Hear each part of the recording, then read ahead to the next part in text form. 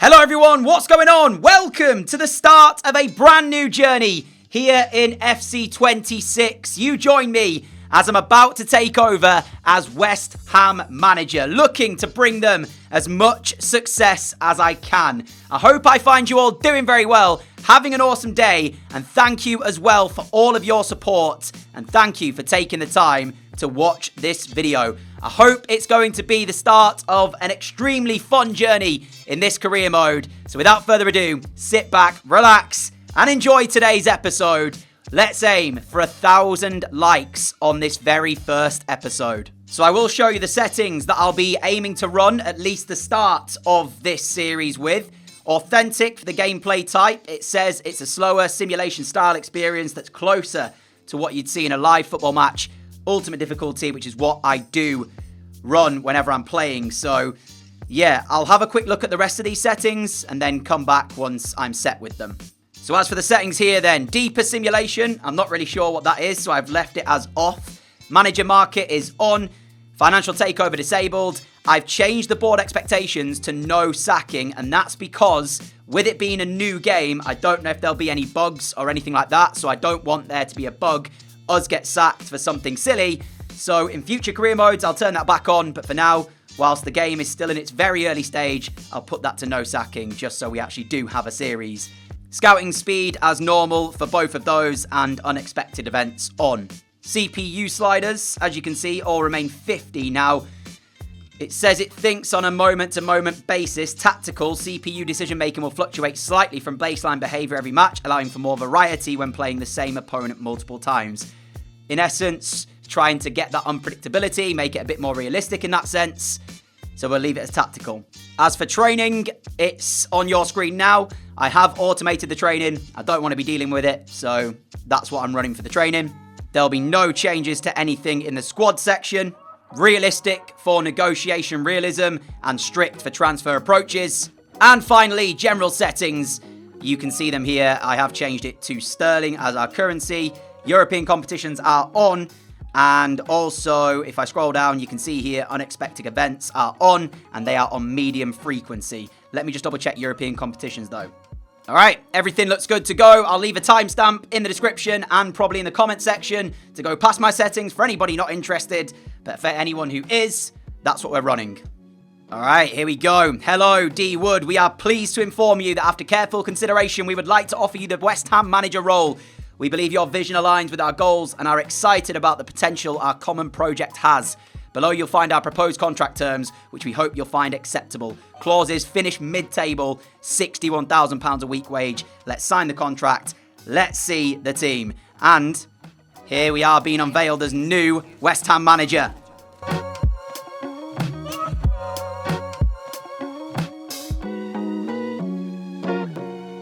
West Ham United announced their new manager. DJWood is the right person with the right attitude, a manager who shares the club's vision for the future. So what is that vision? Well, let's have a look at the squad first, because that will lead us nicely into what I want to try and achieve, at least in this first season. Well, it was a very short tutorial. Okay, so goalkeepers. We have 3 of them: Fabianski, Areola, and Hermansen. For those of you who followed my series before, I didn't really do one in FC 25. Prior to that, though, I did play a few career modes, and generally, I don't think you need any more than 2 goalkeepers.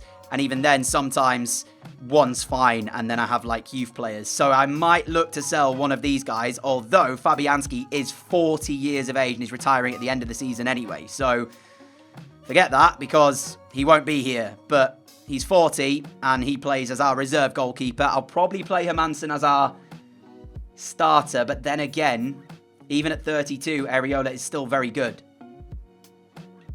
In terms of fullbacks, we've got Oliver Scarles and we've got El Hadji Malik Diouf. Both very young, and Diouf could be here for a very, very long time as our starting left-back, I feel. Into the central defensive areas, Mavropanos is at the club, former Arsenal man. Kilman, Todibo. We've also got Aguerd out on loan, so I was going to recall him and then sell him, but actually, do I stick with realistic and go with the team that West Ham have at least until January? That's also something I could look to do. But yeah, in terms of the centre-back areas, we've got 4 decent centre-backs. Igor, Mavropanos, Kilman and Todibo. Right back, we've got Kyle Walker-Peters and Aaron Wan-Bissaka. I think for the first season at least, we're set in the full-back areas. Into midfield, where we have Rodriguez, Souček. Alvarez is out on loan, but Souček and Rodriguez both are CDMs. I'm probably only going to play one central defensive midfielder, because then ahead of them, we've got the likes of Ward-Prowse, Paqueta, and Fernandez. So I'm thinking a 4-3-3 with a CDM is probably the formation we'll look at playing. We've got Somerville to play on the left. On the right, Jared Bowen. He is obviously the club captain and the star player of this team, along with probably Paqueta. Wilson, Füllkrug up front. It's a decent side. And you know what? I'm very much looking forward to seeing what we can do with this West Ham team. So this is going to be how we set up. At least for now. Build-up style counter, 4-3-3 holding. Souček in that base of midfield with Paqueta and Ward-Prowse just ahead of him. Ward-Prowse box to box. Paqueta as a playmaker. And yeah, I think I might actually go ahead and not allow us to sign players in this first transfer window. So do leave your suggestions for signings that we could sign in January. But I think for now, I'm going to go into the season with the same team that West Ham had or have in real life. And here is our youth academy at the club currently. Now, what I usually do is I go through and release all of these players. But I'm going to leave that decision up to you. Leave me a comment down below. Should I keep the youth academy players that the game has given us? Or should I release them all and then scout our own youth academy players? Now, some of these we can go ahead and release already. For example, Steve Eaton. Very low potential. Probably will never make it at the club. I'm going to release all the ones that do not have at least 80 potential. So that leaves us with 3 players. Now, the future of these 3 players is up to you. Do we keep them or should I release them? Let me know. Went ahead and signed some youth scouts. We've also sent them out on missions to Belgium, England and Norway. In terms of the objectives, the board want to finish mid-table and reach the round of 16. Now, my personal objectives for this first season, I want a top half finish, maybe even European football. It'll be very tough because we're heading into the season with the same squad that West Ham have got now, and they've had a bit of a tricky start to the season. So we'll have to see how we get on. Come January though, we will be able to spend the money and bring in some players. How much money do we actually have though? Now, in terms of the money that we've got to spend, we do have £55 million ready for January. Message from Jared saying, greetings, boss. On behalf of the whole team, I wanted to welcome you to West Ham. And I'll say, future's exciting. Now, I do want to get into some matches today. So, let's skip ahead. I don't think I'll play the pre-season tour. I will keep you updated on any transfers that happen. Of course, we're not going to be making any. Hopefully, you understand why I've made that decision. I want to keep this as authentic as I can to West Ham in real life. Pre-season tour over, and we failed to win a match.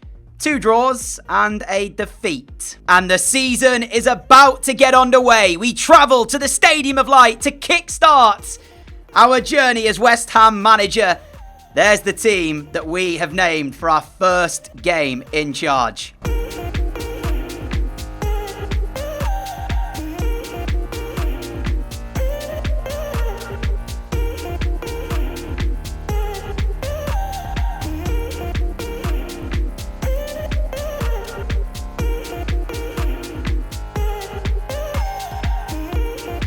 Of course, Sunderland come into this new Premier League season having brought in a number of new additions, one of whom you can see right there, Granit Xhaka, as they bid to stay in the Premier League. No easy feat. We know the newly promoted sides struggle in the Prem. But West Ham themselves, in real life, looking maybe at a season of struggle. We'll see if we can do any better with them. In this universe, Jared Bowen, player to watch, understandably so. He is the key man and our captain, as we'll be looking to him to provide us the inspiration we need to win this game today. And so here we go then with the Sunderland starting 11, a 4-1-4-1 from them.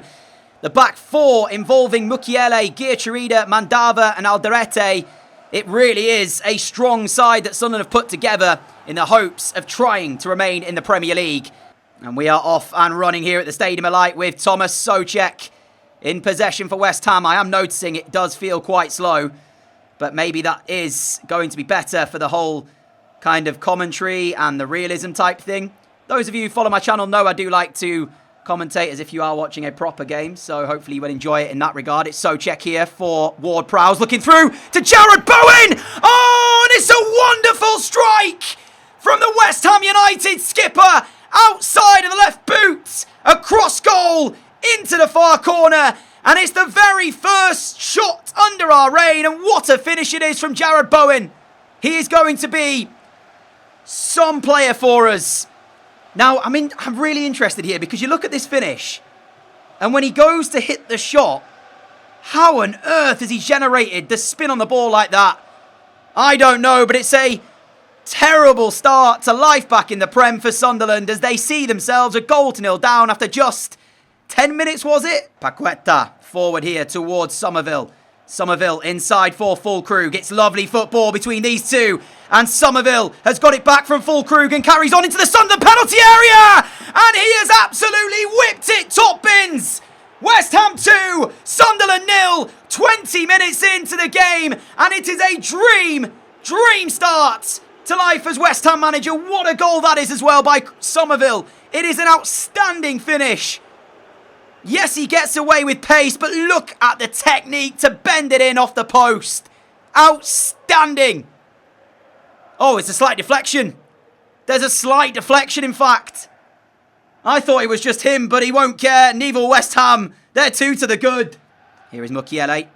And now it's out here to the right-hand side for Adingra, who looks back. Now, what I will say is that the possession has been far in favour of Sunderland in this first half. But what West Ham have done very well, and what they will have to continue to do very well this season, is they've soaked up pressure. And the 2 chances they got on the counter, they took. You sense that's probably going to be a lot of what we're going to have to do this season. But, my goodness me, what a first half it's been for us. Diarra into the feet of Lafay. Now back for Diarra. He's got the run on the right-hand side here of Adingra. He finds him as well. Adingra could look to cross. Tries to cut it back inside. Diarra, it's gone through to Brobby. It's a wonderful save, but then the rebound falls his way, and Brian Brobby makes no mistake on the second attempt. And that's what Sunderland needed, possibly to mount a comeback. They were poor in the first half in terms of chance creation. Didn't have a single shot, a lot of the ball, but what they have done since they've come back out in the second half is really look to be forward thinking. And it was great work down the right-hand side initially by Adingra. And Brobby has pulled them a goal back. Bowen, Ward-Prowse, Souček to Wilson, Wilson to Bowen. It's lovely West Ham United football. Is there to be a chance at the end of this though? Jared Bowen for Callum Wilson. He can't shoot, but he can find Ward-Prowse who can. And in the end, it was a hopeful effort at best from James Ward-Prowse. It was lovely stuff by West Ham to get to that position. Got to be careful here, though, because now Sunderland look to go up the other end and look for an equaliser. It's Brobby looking to get straight through the heart of our defence, and he has done! And Brian Brobby hits the outside of the post at the back of the goal, not the one that's the frame of the goal, and luckily for us, it stays 2-1. I thought that was 2-2. All we have to do is hold on. Final 2 minutes of the game, and it will be a very, very big 3 points to pick up. Souček. How many additional minutes will we see from the referee? Souček again into the feet of Ward-Prowse. Just the single minute, and we are over that now. So that should be that. As Bowen tried the pass round the corner, but there's full time from the Stadium of Light. Sunderland, welcome back to the Premier League with a defeat against West Ham. A brilliantly well-taken goal from Jared Bowen after just 7 minutes. Then a deflected but still wonderful effort into the top right corner by Somerville. Gave us a 2-0 advantage. Brobby's goal in the end wasn't enough for Sunderland to get anything out of the game. And it finishes 2-1. The first question was about the performance by Bowen. The second question is about the performance of Bowen. I feel like the media have got something to say about Jared Bowen, which I actually think he played well. We won the game, so I'd like to think that this interview should have been a bit more upbeat. 12 dribbles by Ward-Prowse, seems like no stopping him. He had 12 dribbles, that's incredible. This will be a very interesting test for us. We have our first home game, and we welcome Chelsea to the London Stadium. Now, I'm going with the same starting 11 that started the victory against Sunderland. The rain is with us here in London. And we'll take a look at the Chelsea starting 11 then. You've seen ours as we came into the game, but here is Chelsea's a 4-2-3-1. And the back four features Gusto, Colwill, Fofana, Cucurella, Caicedo, Lavia in the midfield. They've got Estevao, Gittins and Palmer as the midfield three. Interesting. And I didn't actually see who was up front for them, so we'll find out in a moment. Fans are ready for this one. They're in good spirits. Let's see what happens.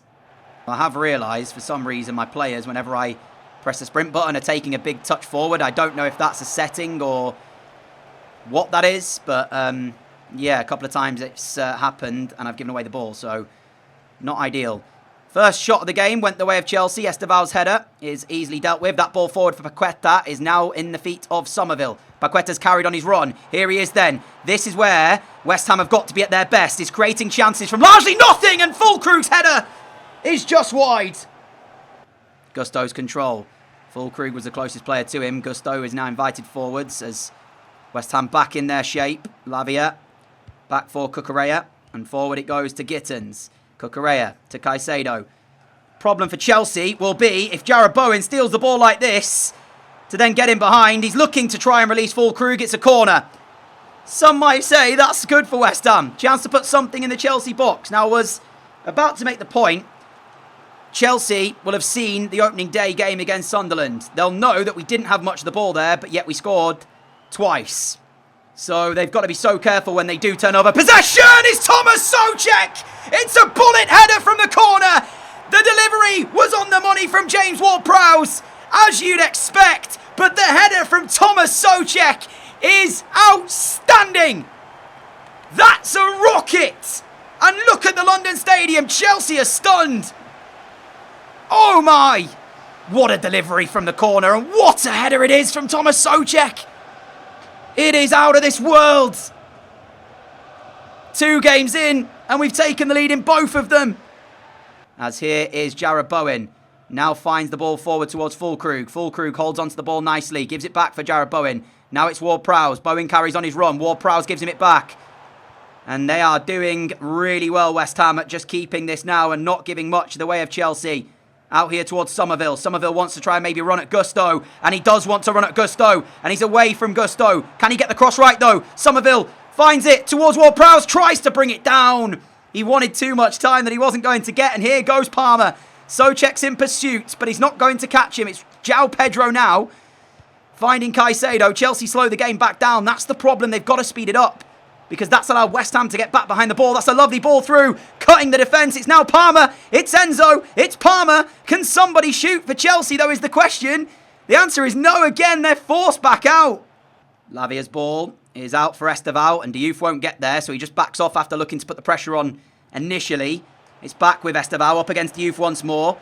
Turns inside, finds Caicedo. Now it's with Estevao. Diouf's just saying, go on then, run. Try and get past me. Estevao's pass is really poor as he looked to release Gusto. And that will frustrate Chelsea because time is not on their side and they gave away the ball so easily there. You've got to be holding on to it better than that. Here is Bowen. Bowen now to Wan-Bissaka. Chelsea getting a little bit too frustrated, leaving gaps. It's Jarrod Bowen who will now take it wide into the final minute of the game. Still got it here, Jarrod Bowen. Now plays Souček. Souček plays Paqueta. Paqueta plays Somerville. Somerville, can anybody in their West Ham United shirt look for a shot? The answer is no, but that's full time. West Ham 1, Chelsea 0. And it's a bullet header from Souček, which has given us the win. We are 2 wins from 2. As we shake hands. What a performance again. And we've drawn Wimbledon in the Carabao Cup. And it's a chance for some other players to feature, as we have named a rotated team, or we will be doing. There you go. It's on your screen now. So I believe there is 10 changes to the starting 11. The only player who's kept his place from that previous game against Chelsea was, or is rather, Somerville. The magic of the cup. Wimbledon will be hoping to cause an upset. A 5 at the back formation for them. Now, usually we're the team soaking up pressure, going on the counter. I have a feeling that's how they'll play in this particular one. For us, as I mentioned, 10 changes to the starting 11 with just Somerville keeping his spot. And I imagine he'll actually be substituted as well with one mind on the fact that we're back into Premier League action after this game and we need to make sure our players are fully fit. I've realised in January we probably need another player or another winger because outside of Bowen and Somerville, we don't have many options. Luis Guilherme is playing for us on the right-hand side, but then after him, we don't have anyone else really. So, yeah, we probably need to bring in another winger in January. And possibly a striker. I've got a few ideas already for positions. But, as I said, leave me your comments down below with some suggestions and maybe, just maybe, I'll sign them in January. Usually I wouldn't play the Cups, but with it being the first season of a new game, then why not? As there's an early chance, actually, for Wimbledon. Now, we've got to be careful because, yes, we're playing against lower league opposition, but it doesn't mean it's a guarantee today, this result. So we have to still perform to our best. As that ball over the top, Wilson will try and chase it. Brown gets there first. Wilson's trying to put the pressure on, but it's back with Wimbledon, who inside 5 minutes have already had a shot goal and caused us a bit of a problem. Irving, Rodriguez, Somerville, for Fernandez. Fernandez, Wilson's away from his marker. It's Callum Wilson bearing down on Wimbledon's goal.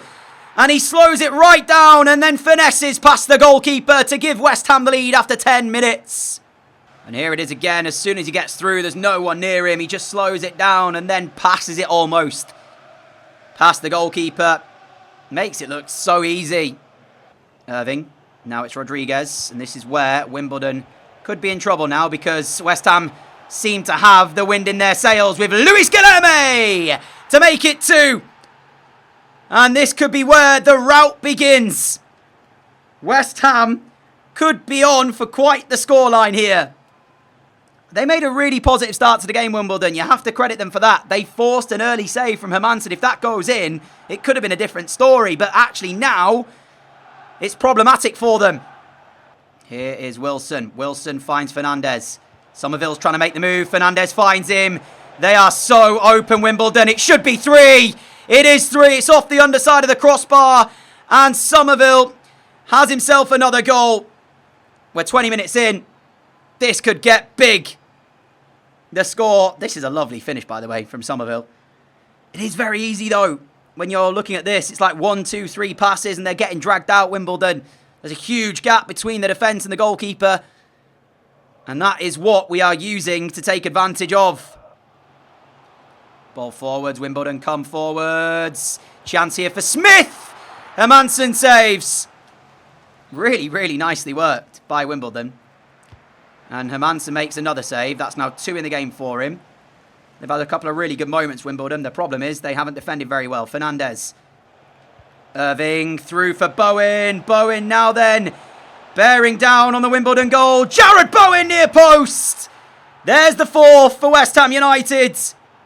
When he came on off the bench, he would have sensed there'd have been a chance for him, and he does get it with 15 minutes to go. As far as it goes here, job done for West Ham United. 4-0 the score. And that should be that pretty much, as Walker-Peters will throw the ball in play, and I imagine the referee's whistle will follow. Bowen with the ball forwards, and there you have it then, full time.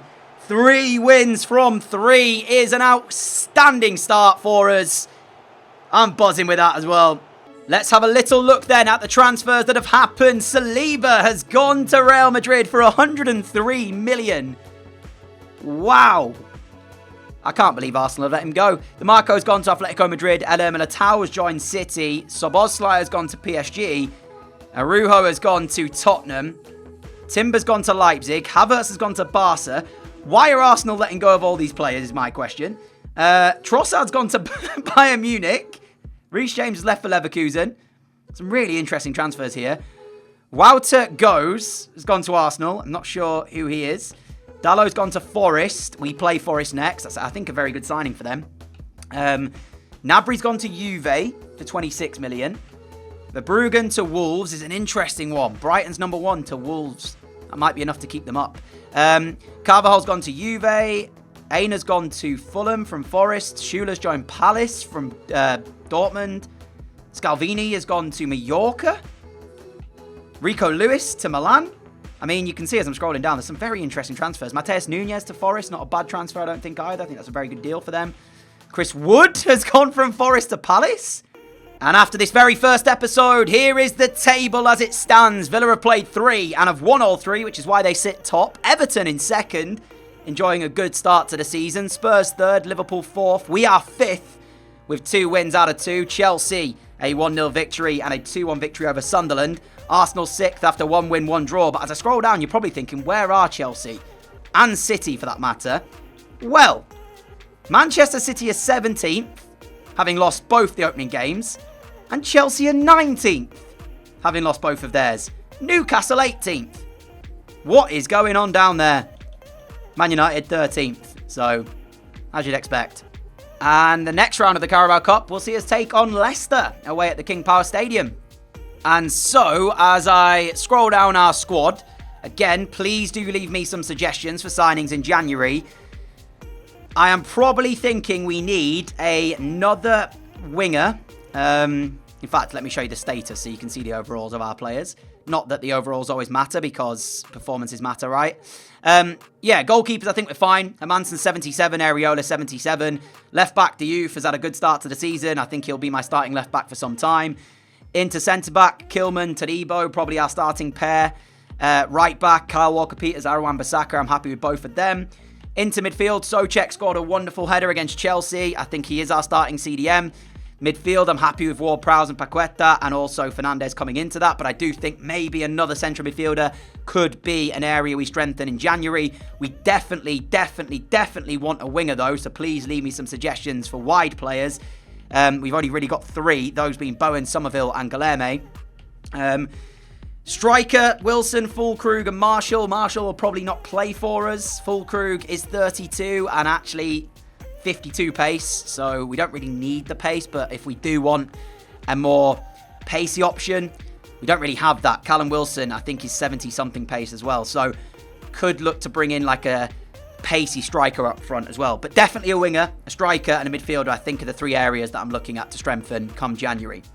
And for now, my friends, that is where we are going to leave this first episode. So thank you all so much for your support. I really appreciate it. If you are new around here and you like what you see, subscribe, activate the notification bell as well so you don't miss any of the future videos coming on the channel. I do want to get as much content as I can out for all of you lovely people very, very quickly for you to enjoy. So make sure you are subscribed for that. Leave a like on this video and I will see you all back here for another episode tomorrow at the usual time of 4 p.m. UK time. Until then, stay safe, have a great day, have a great evening, look after each other. Adios!